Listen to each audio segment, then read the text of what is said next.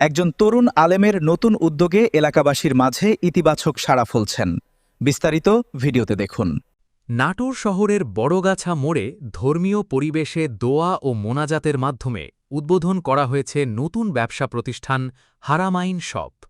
প্রতিষ্ঠানের প্রোপ্রাইটার তরুণ আলেম মোহাম্মদুল্লাহ এই উদ্যোগের মাধ্যমে এলাকায় একটি ভিন্নধর্মী ব্যবসায়িক পরিবেশ গড়ে তোলার প্রত্যয় ব্যক্ত করেন। উদ্বোধনী অনুষ্ঠানে স্থানীয় গণ্যমান্য ব্যক্তিবর্গ, মুসল্লি ও এলাকাবাসীর উপস্থিতি ছিল চোখে পড়ার মতো। দোয়া পরিচালনার মাধ্যমে ব্যবসার সফলতা ও বরকত কামনা করা হয়। হারামাইন শপে আতর, টুপি, খেজুর, খাতা কলমসহ ধর্মীয় ও দৈনন্দিন প্রয়োজনীয় নানা পণ্য সুলভ মূল্যে পাওয়া যাবে বলে জানানো হয়েছে।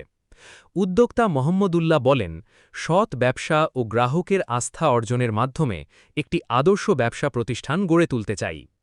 স্থানীয়রা জানান, এ ধরনের উদ্যোগ এলাকায় ইতিবাচক প্রভাব ফেলবে এবং ক্রেতাদের জন্য মানসম্মত পণ্য সহজলভ্য করবে।